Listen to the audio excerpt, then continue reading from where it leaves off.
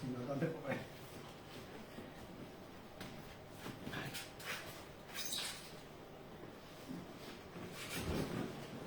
¿Está ya? Ah. Bueno, pues vamos a comenzar un nuevo tema en esta tarde. Terminamos con el Salmo 73, estuvimos varias semanas o meses, y en esta ocasión va a ser más corto, pero es el mismo autor, ¿no? Es el Dr. Martyn Lloyd-Jones. En esta ocasión vamos a estudiar el libro de Habacuc.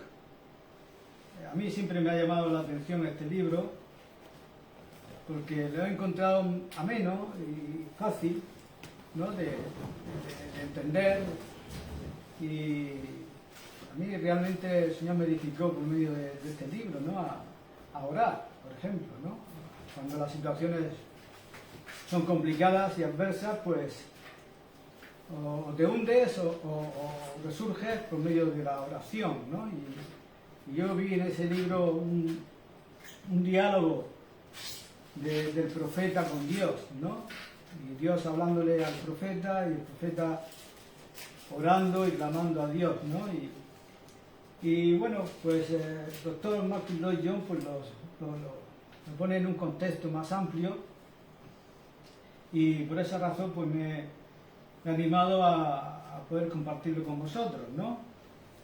Y esta primera parte habla acerca del proceso o el misterio de los procesos históricos, ¿no? Y es que existen muchos y variados problemas, ¿no?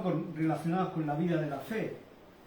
La Biblia no se nos promete que como cristianos nuestra vida estará libre de dificultades y de pruebas. Existe un adversario de nuestras almas que siempre está activo. Su gran objetivo es desanimarnos y, si es posible, aún lograr que renunciemos o apostatemos de la fe, ¿no? Él presenta diversas tentaciones a nuestra mente, ¿no? Recurre a cualquier cosa que pueda debilitar nuestra fe. Uno de los problemas que mayor ansiedad provoca en la esfera de la fe es lo que podríamos llamar el problema de la historia, o cómo interpretar los hechos de la historia. Muchas personas en este tiempo se encuentran perplejas al enfrentar la situación histórica. No siempre ha sido así. Hacia el final del siglo pasado, la dificultad principal que asediaba a aquellos que pertenecían a la fe no era el problema de la historia, sino el problema de la ciencia. En esa época el ataque a la fe se basaba en la autoridad de los científicos y en sus descubrimientos. La dificultad entonces radicaba en poder reconciliar la enseñanza de la Biblia con los hechos observados en la naturaleza y las diversas afirmaciones de la ciencia. Por supuesto que existen hoy día personas que todavía están perturbadas por este problema, pero no es en términos generales el problema principal. El viejo conflicto entre la ciencia y la religión está en realidad pasado de moda. Los propios científicos lo han dejado en el pasado al rechazar en su mayor parte las nociones materialistas y mecánicas que gobernaban la mente científica popular hasta hace algunos años.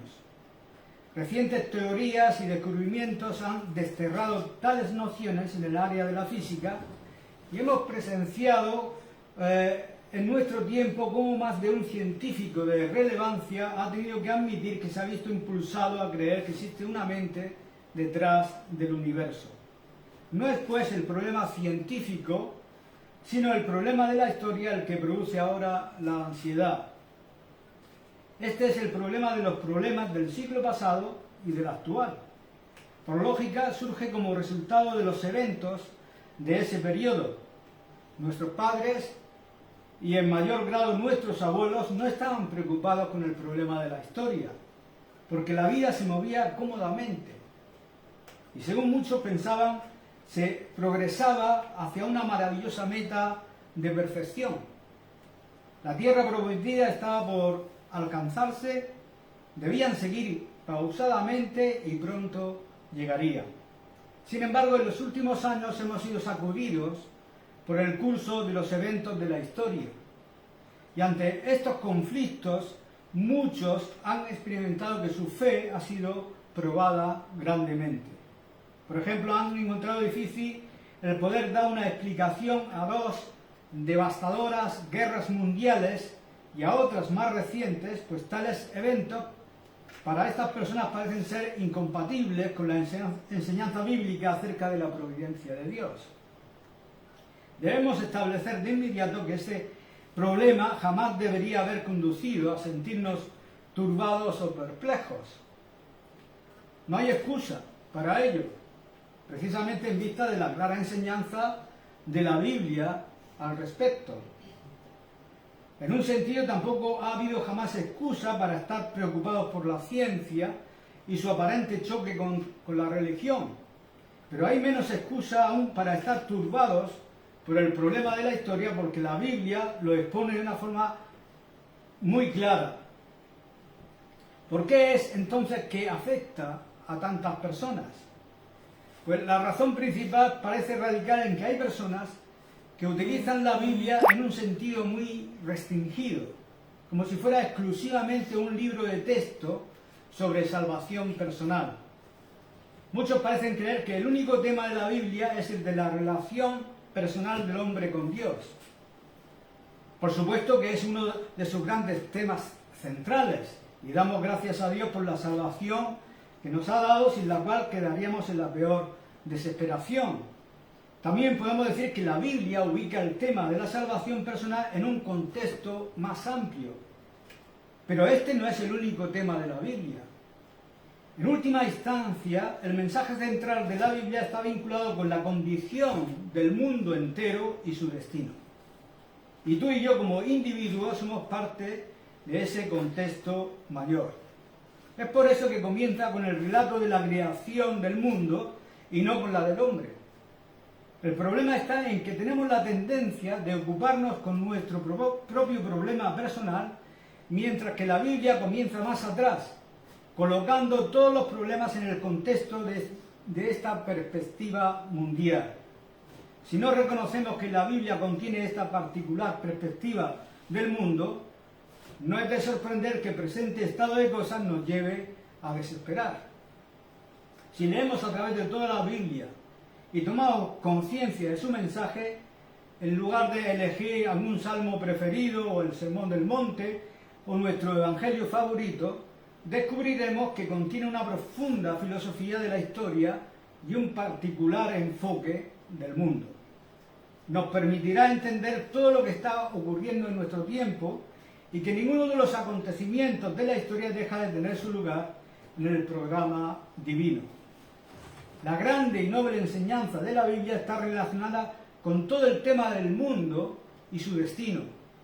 En el libro del profeta Habacuc tenemos una perfecta ilustración de esto. El profeta afronta el problema de la historia de una manera sumamente interesante. No como una teoría académica o un enfoque filosófico de la historia, sino como la perplejidad personal de un hombre, que en este caso es el propio profeta. Escribió este libro para relatar su propia experiencia. Aquí tenemos a un hombre que estaba muy perturbado por lo que estaba ocurriendo. Estaba ansioso por poder reconciliar lo que estaba viendo con lo que él creía. El mismo enfoque del problema se encuentra en otros pasajes de la Biblia, particularmente en los Salmos, y cada uno de los profetas trata este mismo problema de la historia. Pero no solo los libros del Antiguo Testamento se ocupan de él, el lector atento lo hallará también a través de todo el Nuevo Testamento. Encontrará que el Señor está dando su visión previa de la historia, y en el libro de Apocalipsis hallará una visión anticipada de la misma y de la relación de nuestro Señor resucitado y de la Iglesia cristiana con esa historia. Deberíamos tomar conciencia de que el problema de la historia es el gran tema de las Sagradas Escrituras. Al enfocar el estudio del libro de Habacuc, podemos en primer lugar considerar la situación que el profeta enfrentaba personalmente. Luego podremos proceder con la deducción de ciertos principios. De esta manera veremos que, en esencia, todo lo que le causaba ansiedad al profeta es precisamente lo que está preocupando a tantas personas hoy. Al procurar relacionar también ellas todo lo que está ocurriendo a su alrededor con la enseñanza de las Escrituras y particularmente con la doctrina respecto a la persona y el carácter de Dios. El profeta vio a Israel en una condición de profunda decadencia. Se habían apartado de Dios y le habían olvidado. Se habían entregado a falsos dioses y a prácticas indignas. No nos sorprende que tuviera que exclamar: ¿hasta cuándo, oh Jehová, clamaré y no oirás, y daré voces a ti a causa de la violencia y no salvarás? ¿Por qué me haces ver iniquidad y haces que vea molestia? Y está pensando en su propia nación y en su propio pueblo. Y sigue diciendo: destrucción y violencia están delante de mí, pleito y contienda se levanta, por lo cual la ley es debilitada, el juicio no sale según la verdad, por cuanto el impío asedia al justo, por eso sale torcida la justicia. ¿Y qué cuadro más terrible es este, no? Que el pecado, la inmoralidad, el vicio se practicaban en forma desenfrenada, mientras los que estaban en autoridad y se les había confiado el gobierno eran negligentes e indolentes. No aplicaban la ley con equidad y honestidad. La ilegalidad reinaba por doquier. Y cuando alguno se aventuraba a quejarse con el pueblo, tal como lo hizo el profeta, las autoridades se levantaban para sojuzgarlos. La declinación religiosa había producido, como siempre, una degeneración moral y política. Tales eran las condiciones alarmantes que tuvo que enfrentar el profeta Habacuc. Tal situación constituía un verdadero problema. Por una parte, no podía comprender por qué Dios había permitido esa situación. Había estado orando a Dios por el problema, pero Dios parecía no responderle. De ahí su perplejidad cuando dice: ¿hasta cuándo, oh Jehová, clamaré y no oirás? Y daré voces a ti a causa de la violencia y no salvarás. Desafortunadamente para el profeta, esto era solo el principio de sus problemas. Pues a continuación de su queja de que Dios no le había oído o contestado, Dios sí le contestó, pero de una manera totalmente inesperada. En Habacuc 1, 5 y 6 dice el Señor: mirad entre las naciones y ved, y asombraos, porque haré una obra en vuestros días, que aun cuando se os contare, no la creeréis. Porque aquí yo levanto a los caldeos, nación cruel y presurosa, que camina por la anchura de la tierra para poseer las moradas ajenas. Virtualmente, Dios le decía al profeta: muy bien, he estado escuchando tus ruegos todo el tiempo, y ahora te diré lo que voy a hacer. Voy a levantar a los caldeos. Los caldeos eran para esa época un pueblo muy insignificante, comparado con los asirios, quienes fueron los grandes contemporáneos de Israel. Así tenemos que Habacuc, ya perplejo con el hecho de que Dios había permitido la iniquidad en su propia nación, tiene que oír la declaración de parte de Dios de que Él propone levantar un pueblo totalmente pagano e impío para conquistar la tierra de Israel y castigar a su pueblo. El profeta quedó totalmente abrumado. Este es el problema que hemos de estudiar en los próximos capítulos.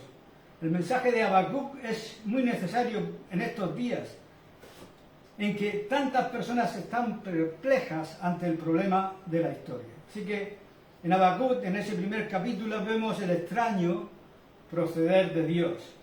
Y es que las formas de actuar de Dios son con frecuencia misteriosas. Por ejemplo, su inactividad.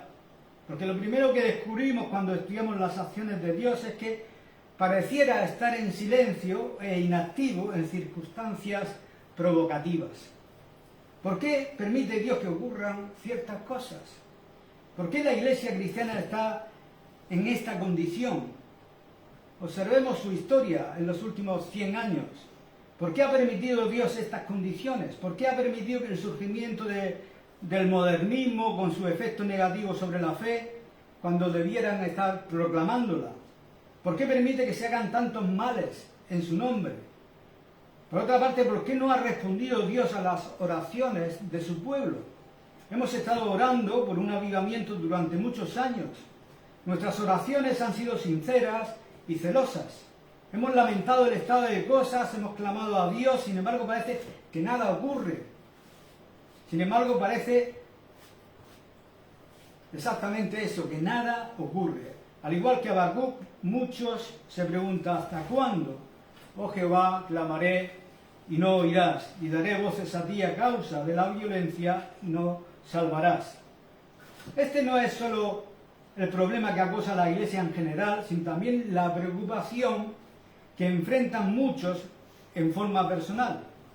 Hay quienes han estado orando por un ser querido por muchos años y Dios no parece responder.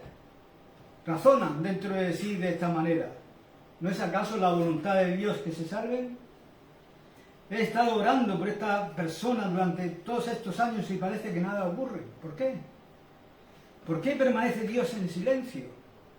Muchas personas, o muchas veces, esta impaciencia se apodera de los creyentes. ¿Por qué no contesta Dios a nuestras oraciones? ¿Cómo podemos entender que un Dios santo permita que su iglesia esté como está hoy? La siguiente cosa que descubrimos es que a veces Dios responde a nuestras oraciones en forma inesperada. Esto más que nada fue lo que espantó a Habacuc. Por un largo tiempo Dios parece no responder en absoluto. Luego, cuando contesta, lo que dice aparenta ser más misterioso aún que su aparente negación a escuchar nuestros ruegos. Habacuc tenía bien claro en su mente que lo que hacía falta era que Dios castigara a la nación y que luego enviara un gran avivamiento. Cuando Dios le dijo que iba a levantar al ejército caldeo para arrasar y destruir las ciudades de Israel, esto fue sin duda lo último que hubiera imaginado Habacuc. Sin embargo, esto fue lo que Dios le dijo y más aún fue lo que en efecto ocurrió. John Newton, el que escribió Amazing Grace, escribió una poesía que describe una experiencia personal similar. Él sentía que quería algo mejor en su vida espiritual. Clamaba por un conocimiento más profundo de Dios. Él esperaba tener una maravillosa visión de Dios rompiendo los cielos y descendiendo para derramar su bendición en su vida. Sin embargo, en lugar de esto, Newton tuvo una experiencia durante la cual por varios meses parecía que Dios le había abandonado en las manos de Satanás. Fue tentado y probado más allá de su comprensión. Finalmente llegó a entender y vio que esa era la manera en que Dios respondió a su oración. Dios había permitido que descendiera hasta lo profundo para enseñarle a depender enteramente de Él. Cuando Newton aprendió esta lección, Dios le sacó de la prueba. Y es que todos tenemos la tendencia de indicarle a Dios cómo debe responder a nuestras oraciones. Pensamos que Dios solo puede actuar de una manera, y muchas veces es a la nuestra. Pero las Escrituras nos enseñan que a veces Dios nos responde permitiendo que la situación se empeore antes de que pueda mejorar. En algunas ocasiones hace exactamente lo opuesto de lo que nosotros anticipamos. Quizá nos llegue a abrumar enfrentándonos con un ejército caldeo. Un principio fundamental de la vida de la fe es que debemos siempre estar preparados para lo inesperado, cuando estamos en esa relación con Dios. Me pregunto a veces qué hubieran pensado nuestros antepasados si hubieran tenido una visión de la condición en que llegaría a estar la Iglesia. Aún en su tiempo no estaban del todo felices con la condición de la Iglesia, pues celebraban reuniones para buscar a Dios y rogar por un avivamiento. Si pudieran ver la Iglesia en el día de hoy, rehusarían creerlo. Jamás podrían haber imaginado que la Iglesia podría llegar a un nivel tan bajo. Sin embargo, Dios lo ha permitido. Es una respuesta inesperada, pero debemos aferrarnos a la esperanza de que Él ha permitido que las cosas empeoren para que finalmente mejoren. La tercera característica sorprendente del proceder de Dios es que a veces utiliza instrumentos extraños para corregir a la Iglesia y a su pueblo. De todos los pueblos contemporáneos de Israel, los caldeos serían los que Dios habría de utilizar para su castigo. Tal hecho parecía inconcebible, pero nuevamente nos encontramos ante un hecho que se evidencia a través de todas las Escrituras. Si Dios lo desea, puede utilizar también a un caldeo impío. En el curso de la historia vemos que ha utilizado toda suerte de instrumentos insólitos para llevar a cabo sus propósitos. Este es un factor de relevancia en nuestros días, pues parece ser, de acuerdo a la Biblia, que mucho de lo que está aconteciendo ahora en el mundo debe ser reconsiderado bajo esta luz. Podríamos dar un paso más y decir positivamente que el comunismo, por ejemplo, que es tan temido por tantos cristianos, no es más que un instrumento que Dios está utilizando en su proceder para con su pueblo. La importancia de todo esto descansa en el hecho de que si no observamos estas cosas correctamente, nuestras oraciones estarán mal concebidas y dirigidas. Debemos tomar conciencia del estado real de la Iglesia y reconocer su iniquidad. Debemos comprender que las fuerzas que hoy más antagonizan con la Iglesia sean posiblemente utilizadas por Dios para su propio propósito.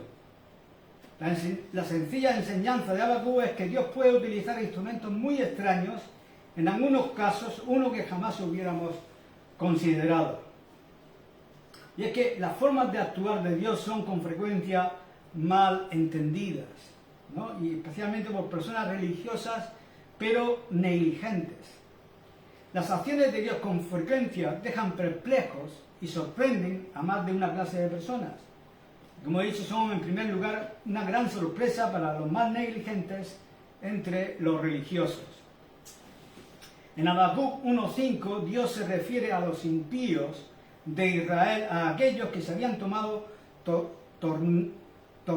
negligentes y descuidados. Y les dice: mirad entre las naciones y ved y asombraos, porque haré una obra en vuestros días que aun cuando se os contara, no lo creeréis. La actitud del pueblo fue: este profeta nos quiere decir que Dios va a utilizar a los caldeos, como si Dios pudiera hacer algo semejante. No lo escuchen, no hay peligro alguno.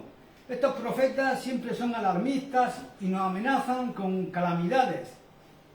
¿Quién va a pensar jamás que Dios puede levantar a un pueblo como los caldeos para castigar a Israel? Eso es absolutamente imposible. El gran problema de Israel es que nunca quiso oír a sus profetas. Sin embargo, Dios procedió con su pueblo tal como lo había dicho. La actitud que encontramos en Israel es tan vieja como el diluvio. Dios advirtió al mundo antiguo acerca del juicio por medio de Noé. Él dijo en Génesis 6:6: no contenderá mi espíritu con el hombre para siempre. Y los hombres se mofaron y dijeron que tal cosa era monstruosa y que eso jamás podría ocurrir. Lo mismo ocurrió con Sodoma y con Gomorra. Personas complacientes jamás podrían creer que sus ciudades serían destruidas. Decían que Dios habría de intervenir antes de que tal cosa aconteciera, y permanecieron en su indolencia y en la esperanza que Dios les libraría sin muchos problemas. En el tiempo de Habacuc la actitud era la misma. A pesar de lo que el pueblo pensaba, Dios levantó a los caldeos e Israel fue atacado y conquistado. La nación fue aplastada y llevada al cautiverio. La ilustración más notable de este principio está registrada en Hechos 13:41, donde el apóstol Pablo cita a Habacuc 1:5 y lo aplica a sus contemporáneos. En efecto, les dice: ustedes no van a creer, como tampoco lo hicieron sus padres, pero así como Israel no ha conocido a su Mesías, sino que lo ha crucificado, y ahora persiste en no creer su evangelio, Dios va a obrar finalmente en juicio. Él va a levantar el imperio romano para saquear y destruir su templo, y ustedes mismos van a ser desparramados entre las naciones. Sé que creerán esto, pues el profeta Habacuc ya lo ha profetizado y ustedes persisten en ignorar este mensaje. Así que el año 70 después de Cristo llegó inexorablemente y las legiones romanas rodearon Jerusalén y la destruyeron y los judíos fueron esparcidos entre las naciones donde permanecen hasta el día de hoy. Es verdad que las personas religiosas negligentes nunca creen a los profetas. Siempre dicen, Dios no va a hacer tal cosa. Yo os estoy recordando que Dios sí hace tales cosas. Dios puede estar utilizando el comunismo, como he dicho, en nuestro tiempo para castigar a su propio pueblo y enseñarles una lección. No sigamos entonces en una actitud de indolencia y despreocupación diciendo que es inconcebible que Dios utilice tal instrumento. No debemos permitir que nos arrullen como los que habitan confiados en Sion y fracasan en discernir las señales de los tiempos. En segundo lugar, las acciones de Dios causan sorpresa al mundo. Dice el versículo 11 del capítulo 1, luego pasará como el huracán y ofenderá atribuyendo su fuerza a su Dios. Los propios caldeos no comprendieron que estaban siendo utilizados por Dios y atribuyeron todo su éxito a su propio Dios. Pensaban que debían su victoria a su propia hazaña militar y se jactaban del hecho.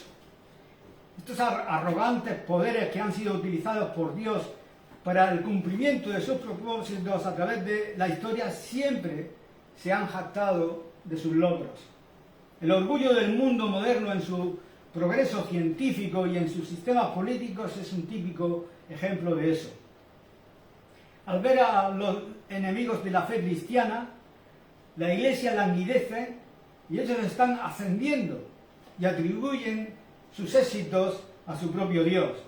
No llegan a comprender el verdadero significado de la historia. Grandes poderes se han levantado y han dominado por un tiempo, pero siempre se han embriagado con sus propios éxitos. Repentinamente, cuando menos lo esperaban, se encontraron a sí mismos derribados. El verdadero significado de la historia jamás amanece en sus discernimientos. Finalmente, el proceder de Dios fue desconcertante para el mismo profeta, pero su reacción fue muy distinta. Su pregunta estaba relacionada con la manera en que todo esto estaría reconciliado con la santidad de Dios. Exclama, ¿hasta cuándo, oh Jehová, clamaré y no oirás, y daré voces a ti a causa de la violencia y no salvarás? Así que, en tercer lugar, encontramos que el proceder de Dios encuentra respuesta en principios bíblicos. A manera de respuesta a este problema de la historia será suficiente establecer los siguientes principios bíblicos. Primero, la historia está bajo el control divino. Él dice, porque aquí yo levanto a los caldeos, nación cruel y presurosa. Dios no solo controla a Israel, sino también a sus enemigos, los caldeos. Toda nación de la tierra está bajo la mano de Dios, pues no hay poder en este mundo que no esté en última instancia controlado por Él. Las cosas no son lo que aparentan. Los caldeos pensaban que su astuta proeza militar los había conducido al dominio, pero no fue así, porque fue Dios quien los levantó. Dios es el Dios de la historia. Está sentado en los cielos y las naciones, como dice Isaías, le son como la gota de agua que cae en el cubo. Como menudo polvo en las balanzas le son estimadas. La Biblia afirma que Dios está sobre todo. Él comenzó el proceso histórico, lo está controlando y lo va a concluir. Nunca debemos perder de vista este hecho crucial. Luego, la historia sigue un plan divino. Las cosas no ocurren al azar, los acontecimientos no son accidentales, pues existe un plan definido de la historia y todo ha estado predispuesto desde el principio. Dios, quien ve el fin desde el principio, tiene en todo un propósito y conoce los tiempos y las sazones, como dice Hechos 1:7. Él sabe cuándo bendecir a Israel y cuándo no bendecirle. Todo está bajo su mano. Dios envió a su Hijo cuando vino el cumplimiento de los tiempos, como dice Gálatas 4:4. Permitió que los grandes filósofos, con su claridad de pensamiento, vinieran primero. Luego surgieron los romanos célebres por su gobierno ordenado, la construcción de caminos y su maravilloso sistema legal que influenció a todo el mundo. Fue después de esto que Dios envió a su Hijo. Dios lo había planeado todo. Existe un propósito en la historia y lo que ahora está ocurriendo en el siglo XXI no es accidental. Recordando que la Iglesia está en el centro del plan de Dios, jamás lleguemos a olvidar el orgullo y la arrogancia de la Iglesia en el siglo XIX. Observémosla descansando con autosatisfacción, disfrutando de sus así llamados sermones culturales y sabiondos ministerios, sintiendo vergüenza de mencionar palabras tales como conversión y obra del Espíritu Santo. Observemos su prosperidad y cómo disfrutaban cómodamente de su culto. Notemos su fe en la ciencia y su alegre disposición de sustituir filosofía por revelación. ¿Con cuánta frecuencia se negó al mismo espíritu del Nuevo Testamento? Si la Iglesia necesitaba el castigo, y no es nada difícil entender, al siglo XX cuando consideramos la historia del siglo XIX. En efecto, en todas estas cosas hay un plan discernible. Luego, la historia sigue un cronograma divino. Dios es quien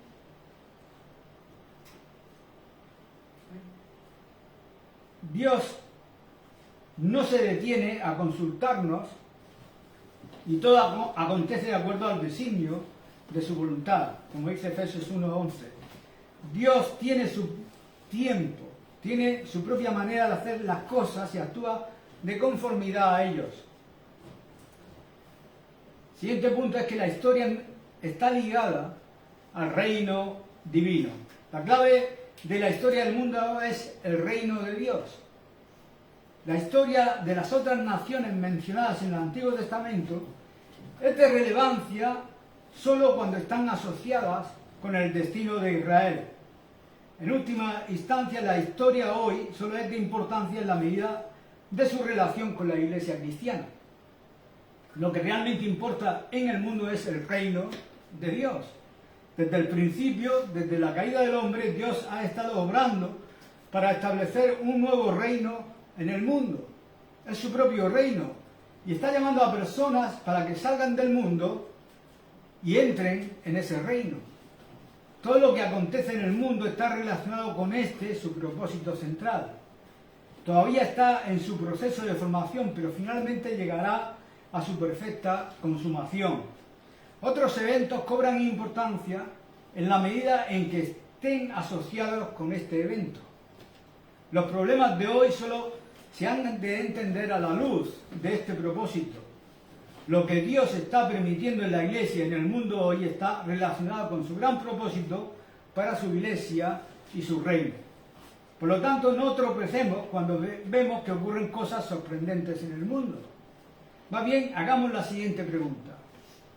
¿Cuál es la relación de este evento con el reino de Dios?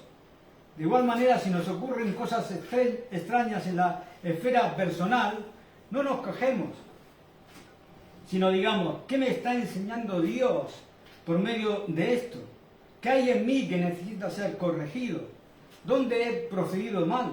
¿Por qué está permitiendo Dios estas cosas? Sin duda que en todo hay un significado, si tan solo podremos llegar a verlo. No es necesario turbarse y dudar del amor y de la justicia de Dios. Si Dios contestara una de nuestras oraciones enseguida y a nuestra manera, seríamos cristianos muy pobres. Afortunadamente, Dios a veces demora su respuesta a fin de proceder a la eliminación de nuestro egoísmo u otras cosas que no debieran estar en nosotros. Tiene interés en nosotros y se propone equiparnos para un lugar de mayor plenitud en su reino. Debemos entonces juzgar cada evento a la luz del grande, eterno y glorioso propósito de Dios. Amén.